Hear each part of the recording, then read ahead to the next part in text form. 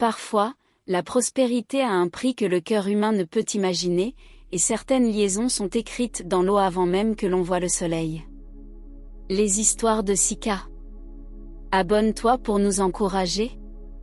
Le vent chaud de la ville effleurait les grandes avenues, faisant danser les feuilles tombées des arbres tropicaux. Aïssa, 26 ans, marchait d'un pas rapide vers le bureau où elle travaillait, ses talons claquant sur le pavé comme un métronome impatient. Dans ses cheveux noirs soigneusement tressés, le soleil de novembre dessinait des reflets cuivrés. Elle souriait malgré la fatigue de la semaine, inconsciente que ce simple sourire pouvait précipiter le destin de ceux qui s'approchaient d'elle. En entrant dans le hall de l'entreprise, Félix l'attendait déjà, les bras croisés, un café à la main.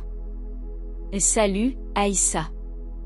Tu es en retard, dit-il avec un léger sourire. « Je ne suis pas en retard, rétorqua-t-elle en prenant le café. L'horloge dans ma tête dit juste que je suis à l'heure. À l'heure pour le chaos, peut-être, murmura Félix, mais ses yeux brillaient d'inquiétude. Depuis qu'ils se connaissaient, Félix avait appris à déchiffrer les moindres expressions de la jeune femme. Il savait qu'elle portait un poids invisible, un fardeau que ni le travail ni les fêtes de la ville ne pouvaient effacer. Aïssa ignorait encore que ce poids venait de sa naissance, d'un pacte que son père avait conclu avec un génie des eaux, un esprit ancien qui veillait sur leur village depuis des siècles. À l'époque, elle n'était qu'un bébé et la ville n'existait pas dans son esprit. Aujourd'hui, elle vivait en ville, entourée de gratte-ciel et de voitures bruyantes, loin des rituels et des légendes de son enfance. Le soir venu, après une journée harassante, Aïssa se rendit à un bar moderne de la ville pour célébrer le succès d'un projet. C'est là qu'elle rencontra Jean-Luc, un jeune homme charmant, au sourire contagieux et aux yeux d'un vert profond. « Je ne peux pas croire que ce soit toi, » dit-il en s'approchant. « Tu es encore plus belle que dans mes souvenirs. »« Merci, mais on se connaît d'où ?» demanda-t-elle, intriguée. « Oh, rien de si sérieux, juste une rencontre qui mérite d'être réexplorée, » répondit-il en tendant sa main. Elle hésita, mais quelque chose dans son regard lui donna confiance. Ce soir-là, ils rirent, partagèrent des confidences et finirent la soirée ensemble dans un taxi qui les ramena à son appartement. Quelques semaines plus tard, les signes commencèrent à apparaître. Jean-Luc, autrefois en parfaite santé, semblait fatigué, malade. Une fatigue inexpliquée le rongeait, et ses médecins étaient impuissants. Aïssa, paniquée, ne comprenait pas. « Je ne comprends pas. »« Je n'ai rien fait, » dit-elle à Félix, les larmes aux yeux. « Tu ne crois pas à ces histoires de malédiction, hein ?» murmura-t-il. Mais les événements s'accéléraient. Un soir, alors qu'Aïssa rentrait tard du travail, elle croisa une vieille femme sur le trottoir, enveloppée dans un pagne bleu indigo. Ses yeux perçants la fixaient intensément. « Ton âme est liée à l'eau, » dit-elle simplement. « Pardon ?» demanda Aïssa, incertaine si elle devait rire ou fuir. « Tu découvriras bientôt que chaque amour que tu portes dans ton cœur n'est qu'une offrande aux profondeurs qui te surveillent, » murmura la vieille en s'éloignant. Cette rencontre laissa Aïssa troublée. Les souvenirs de son enfance au village lui revinrent en fragments, les histoires de maman Kofi, les chants au bord du fleuve, les promesses du père disparu. Mais tout cela semblait irréel, comme une autre vie. Un matin, au bord de la rivière qui traversait la ville, Aïssa croisa maman Kofi, venue spécialement pour elle. La vieille sage l'accueillit avec un regard à la fois sévère et bienveillant. « Tu ignores beaucoup de choses, Aïssa, » dit-elle calmement. « Quoi donc ?» demanda la jeune femme, le cœur battant.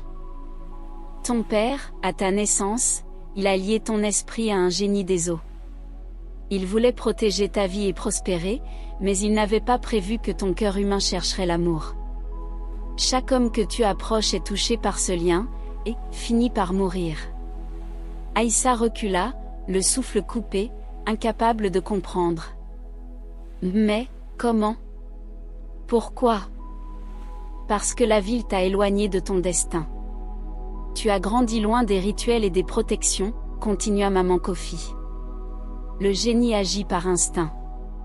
Il protège la prospérité, mais il ignore tes sentiments humains.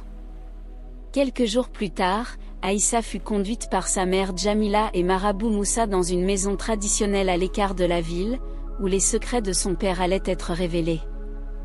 La mère, avec des larmes retenues, expliqua. Ton père savait que tu étais spécial. Il a tout fait pour te protéger et protéger le village. Mais il ne t'a jamais dit la vérité pour que tu puisses vivre. Aujourd'hui, il est temps que tu saches. Le marabout Moussa, lui, commença à enseigner à Aïssa comment percevoir les signes du génie, comment interpréter les rêves et les signes dans l'eau, et comment éviter les pièges invisibles qui pourraient la détruire ou détruire ceux qu'elle aime.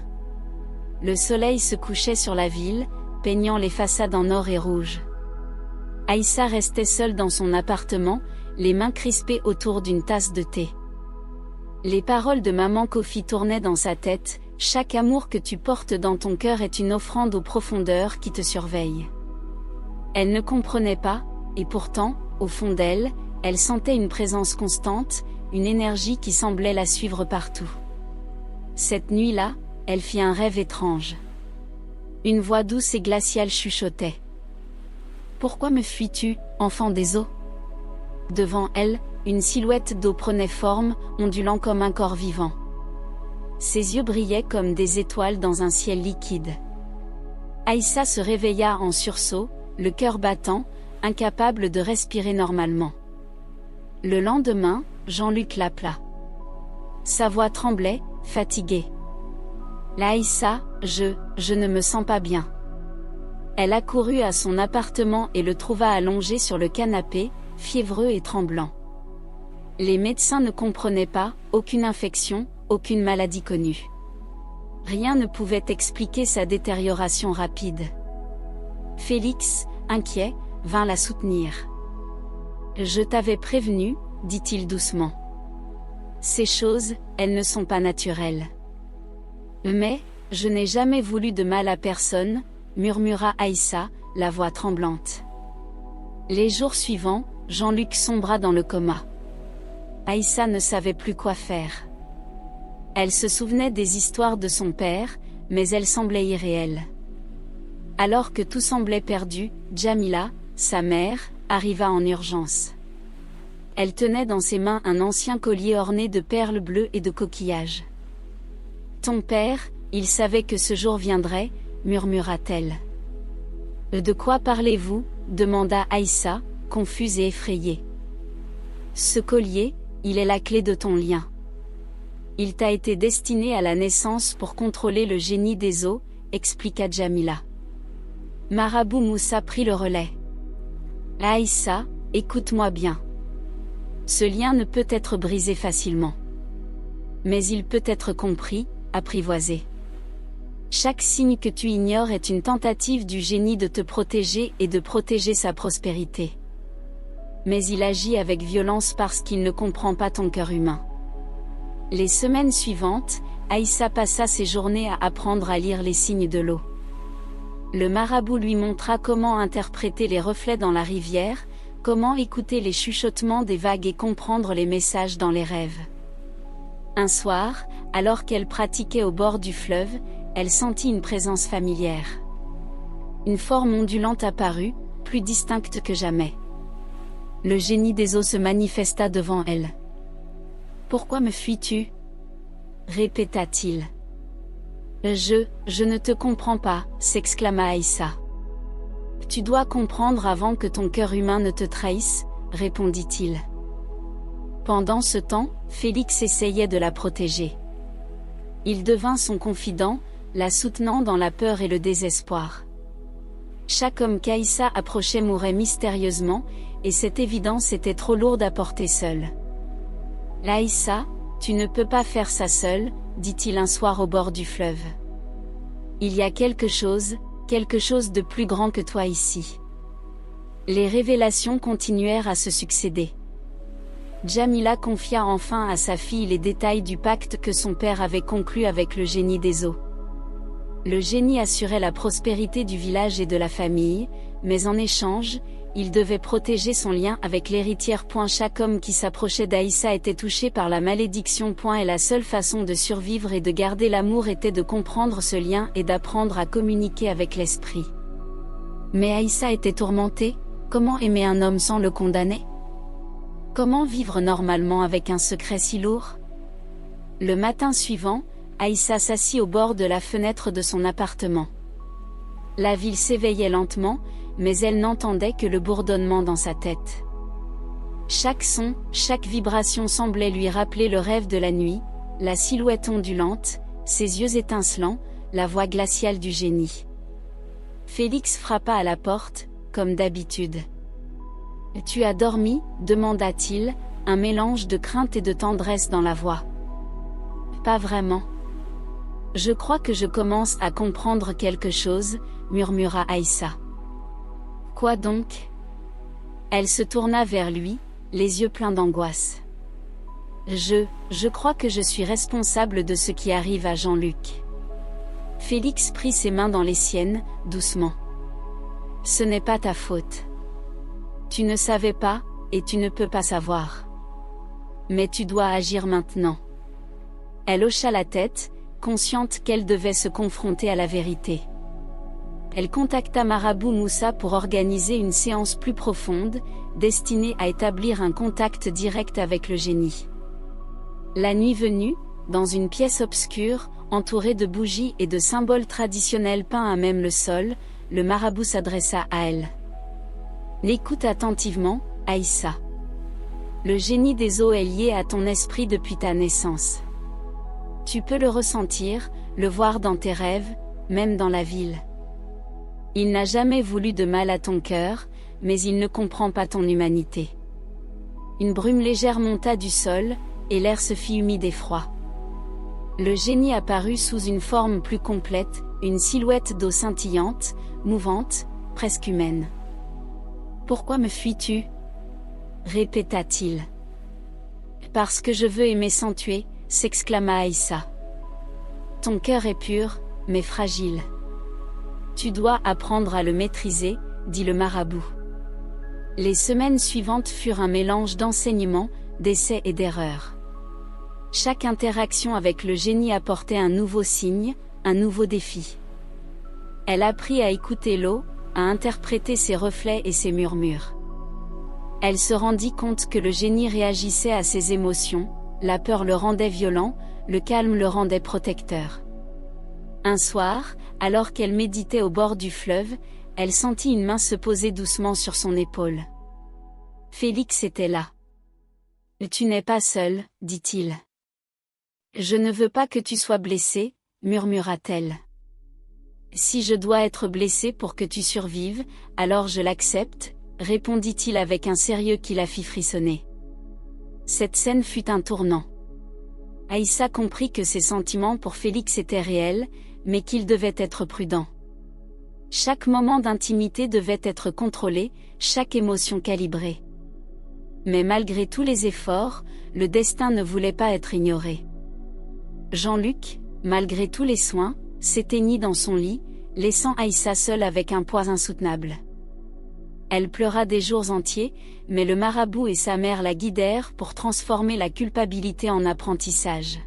« Ton lien n'est pas une malédiction, » dit maman Kofi. « C'est une protection. Le génie agit pour préserver l'héritage et la prospérité de ta lignée. Mais tu dois apprendre à vivre avec lui, et non contre lui. » Chaque jour apportait son lot d'épreuves, des rêves plus intenses, des signes plus précis, des visions de l'eau dans les reflets des fenêtres et des flaques de la ville. Aïssa devait comprendre comment ses émotions influençaient l'esprit et comment éviter de blesser ceux qu'elle aimait. À mesure qu'elle progressait, Félix devenait son ancre. Leur lien, bien que fragile et dangereux, était un refuge contre la peur constante. Un soir, la mère d'Aïssa, Djamila, fit une révélation qui changea tout. « Ta naissance n'a pas été ordinaire. Ton père savait que ce jour viendrait. Il m'a confié que tu devais apprendre à contrôler le génie avant de pouvoir vivre une vie normale. » Ce collier, dit-elle en montrant l'objet ancien, contient une part de son esprit et peut canaliser l'énergie de l'eau. La scène était poignante. Aïssa comprit que sa destinée n'était pas seulement un fardeau, mais une mission. Elle devait apprendre à maîtriser le lien pour protéger ceux qu'elle aimait. Les jours qui suivirent furent un apprentissage douloureux pour Aïssa. Chaque matin, elle marchait le long du fleuve, observant attentivement l'eau, attendant que les reflets lui révèlent un indice. Parfois, elle y voyait des silhouettes qui n'étaient pas réelles, des éclats d'images fugitives qui semblaient vouloir lui parler. Félix la suivait parfois, silencieux, comme un garde invisible. Il ne comprenait pas tout, mais il voyait la tension et la peur qui marquaient le visage d'Aïssa. « Tu crois qu'on pourra un jour vivre normalement ?» demanda-t-il un matin, en regardant les ondulations du fleuve. « Je ne sais pas » murmura-t-elle. « Chaque fois que je pense que je contrôle quelque chose, le génie me rappelle que je ne suis pas seule dans ma vie. » Maman Kofi vint un après-midi leur rendre visite, portant un panier de fruits et des herbes séchées. « Il est temps que tu comprennes une autre vérité, Aïssa, » dit-elle en déposant le panier sur la table. « Moi encore une ?» soupira la jeune femme, le regard lourd. « Oui. Ton père ne voulait pas seulement que tu sois liée au génie pour la prospérité.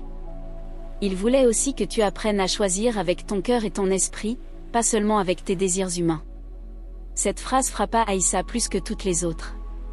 Elle comprit que chaque erreur passée, chaque homme perdu, n'était pas simplement tragique, c'était un apprentissage forcé par le lien.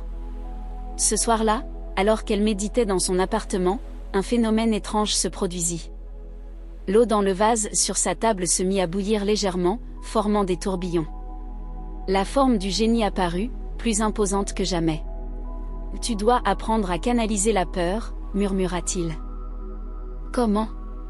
Comment puis-je protéger ce que j'aime et continuer à vivre ?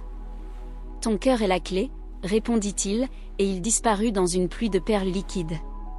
Aïssa comprit qu'elle devait expérimenter le contrôle de ses émotions et que chaque échec pouvait avoir des conséquences dramatiques. Quelques jours plus tard, Marabout Moussa l'emmena dans une maison ancienne en périphérie de la ville.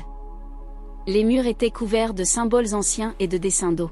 « Ici, tu apprendras à ressentir le flux, » dit-il en posant ses mains sur ses épaules.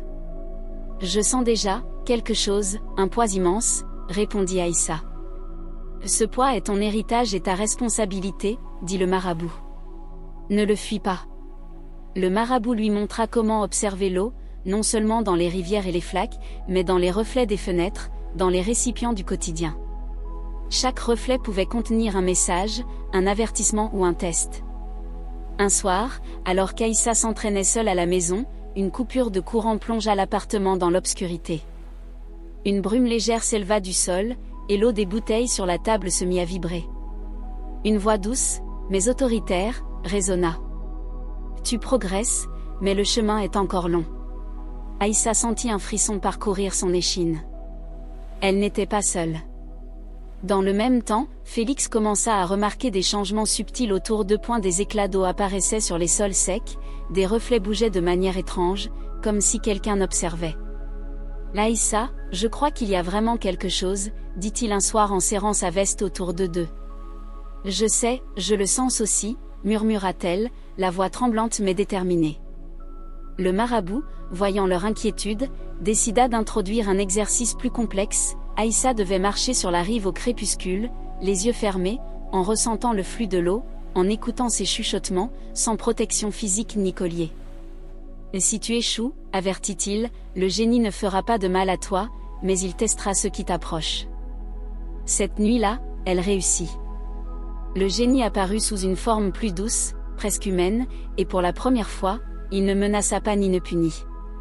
Il lui donna un signe, une vague qui forma un cœur dans le reflet de l'eau. Aïssa comprit que ses efforts portaient leurs fruits, mais elle savait que chaque pas était fragile. Chaque relation humaine devenait un terrain dangereux, mais elle commençait à percevoir une possibilité de contrôle, un espoir pour l'avenir. La pluie tombait en fines gouttes ce soir-là, recouvrant les rues de la ville d'un voile brillant. Aïssa marchait seule, enveloppée dans un manteau sombre, ses pensées tourbillonnant comme les flots du fleuve. Chaque goutte semblait murmurer un avertissement, et elle sentait le poids du génie sur son âme. « Pourquoi suis-je née avec ce lien ?» murmura-t-elle en regardant ses mains tremblantes. À ce moment, une silhouette émergea de l'ombre. Un homme âgé, vêtu d'un long pagne sombre, le visage caché sous un capuchon. Ses yeux brillaient d'une intensité étrange. « Tu cherches des réponses, Aïssa, dit-il d'une voix grave. « Qui êtes-vous » demanda-t-elle, sur ses gardes. « Je connais le génie des eaux et le secret que ton père t'a laissé, » répondit-il. « Mon nom est Adama. Je suis un gardien des pactes oubliés. » Aïssa sentit un frisson parcourir sa colonne vertébrale. Elle n'avait jamais entendu parler d'Adama, mais sa présence imposait le respect et une légère peur. « Vous pouvez me l'expliquer » demanda-t-elle. « Oui, mais sache que chaque vérité que tu apprendras est lourde à porter. Le génie observe tout, et il n'accepte pas la trahison, dit-il. » Cette rencontre marqua le début d'une série d'événements inattendus. Chaque nuit, des phénomènes étranges surgissaient dans l'appartement d'Aïssa, l'eau des robinets se mettait à bouillir, les miroirs reflétaient des visages inexistants, et des murmures s'élevaient des coins sombres. Félix, malgré sa peur, resta à ses côtés. « Je ne comprends toujours pas tout, » dit-il un soir en serrant sa main, « mais je sais une chose, je ne te laisserai jamais seule. »« Et si je te faisais du mal par ma présence ?» chuchota-t-elle, la voix tremblante. « Alors je ferai face au danger avec toi, » répondit-il avec un courage qui la réconforta. Pendant ce temps, Marabout Moussa intensifiait les séances d'apprentissage. Il enseignait à Aïssa comment canaliser l'énergie du génie, comment transformer la peur en force, et comment utiliser les signes de l'eau pour anticiper les dangers. « Ne sous-estime jamais la force du lien, » dit-il. « Mais ne te laisse pas non plus dominer par lui. Tu dois apprendre à vivre entre ces deux mondes. » Un soir, en méditant près de la rivière, Aïssa eut une vision puissante. Le génie apparut sous une forme majestueuse, ses yeux profonds reflétant le ciel étoilé. Il lui montra des fragments du passé de son père, des rituels anciens, des pactes scellés avec le village, et la promesse de prospérité liée à sa naissance. « Tu dois comprendre ton héritage, » murmura-t-il. « Sinon, d'autres souffriront, » dit-il avant de disparaître dans une vague lumineuse. La jeune femme comprit que chaque interaction humaine, chaque émotion, pouvait déclencher des conséquences imprévisibles. Sa relation avec Félix devenait un défi délicat, amour, peur et responsabilité s'entremêlaient dans un équilibre fragile. Un soir, sa mère, Djamila, révéla une partie du secret que ni le marabout ni maman Kofi n'avaient encore partagé. « Ton père savait que tu devais rencontrer quelqu'un comme Adama, » dit-elle. Il voulait que tu comprennes le lien avant de pouvoir choisir librement ton destin. Le collier n'est pas seulement un talisman, il contient la mémoire des ancêtres et la force du génie. Aïssa sentit le poids de l'héritage de sa famille et la responsabilité qui lui incombait.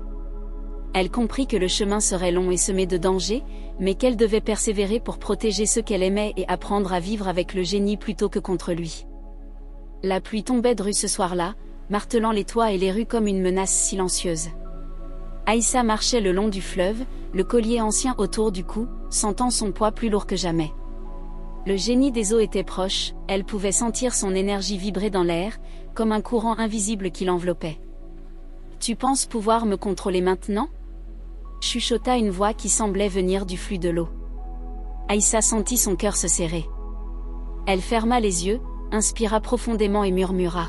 « Je ne veux pas te contrôler, je veux comprendre. » L'eau se mit à danser, formant des spirales lumineuses. Une silhouette émergea, plus nette que jamais. Ses yeux reflétaient une sagesse millénaire et une puissance terrifiante. « Très bien, » répondit le génie, sa voix comme un écho dans le vent. « Mais comprends que chaque erreur que tu commets aura un prix. » À ce moment, un bruit derrière elle la fit sursauter. Félix apparut, trempé par la pluie, le visage marqué par l'inquiétude. « Je ne pouvais pas rester loin de toi ce soir, » dit-il en tendant la main. Aïssa hésita. Chaque contact humain était un risque. Mais elle sentait que pour avancer, elle devait accepter cette peur. Elle prit sa main, et instantanément, une onde de chaleur la traversa, comme si le génie testait leur lien. « Vous êtes différents, » murmura le génie. « Vous pourriez apprendre à coexister, mais le chemin sera dangereux. » Le marabout Moussa arriva à ce moment-là, une torche à la main. « Il est temps d'agir, dit-il. Tu dois effectuer le rituel de compréhension, Aïssa. » Ce rituel ne brisera pas le lien, mais te permettra de communiquer avec le génie de manière consciente. Aïssa sentit une tension énorme dans son corps. Chaque geste devait être précis. Le rituel commença, chant, gestes traditionnels, incantations anciennes. L'eau autour d'eux bouillonnait légèrement, formant des vagues lumineuses. Pendant ce temps, des souvenirs d'enfance refirent surface, les contes de Maman Kofi, les rituels au bord du fleuve, le père qui lui souriait avant de disparaître.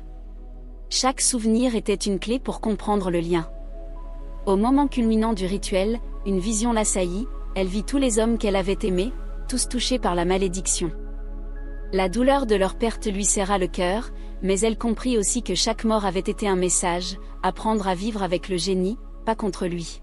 « Je comprends », murmura-t-elle, la voix tremblante mais résolue. « Je veux protéger ceux que j'aime et coexister avec toi. » Le génie, dans un éclat d'eau et de lumière, sembla approuver. Une vague s'éleva et forma un cercle autour d'Aïssa et Félix, symbolisant la protection et l'équilibre fragile entre eux et l'esprit. Après le rituel, la tension diminua légèrement, mais Aïssa savait que le danger n'était pas terminé. Le génie avait accepté une communication consciente, mais le lien était toujours actif. Chaque homme approchant Aïssa restait potentiellement en danger. « Tu as fait un pas immense, » dit Marabout Moussa. « Mais ce n'est que le début. Ton apprentissage est loin d'être terminé. » La mère d'Aïssa, Djamila, la prit dans ses bras. « Ton père aurait été fier de toi. Tu commences à comprendre ton héritage. Mais souviens-toi, la véritable épreuve viendra lorsque tu devras choisir entre l'amour et la sécurité. » Félix la serra contre lui. « Peu importe ce qui arrive, je resterai à tes côtés, » murmura-t-il. Aïssa regarda le fleuve, son reflet tremblant dans l'eau. Elle voyait encore le génie, mais cette fois avec une impression de compréhension mutuelle. Elle savait que le chemin serait long, semé d'épreuves, et que chaque décision serait cruciale. Mais elle se sentait prête à affronter l'avenir, prête à apprendre, et peut-être, un jour, à aimer pleinement. Le vent soufflait doucement, transportant le murmure du génie à travers la ville. Aïssa sentit une dernière onde de puissance traverser son corps, un rappel que son héritage n'était pas seulement une malédiction, mais aussi un don. Et dans cette lueur fragile, le suspense demeurait, qui serait le prochain à approcher son cœur ? Quel secret du passé du village et du génie allait encore surgir ? La réponse ne viendrait que dans la deuxième partie. Abonne-toi pour la suite de l'histoire, laisse-nous tes appréciations dans les commentaires.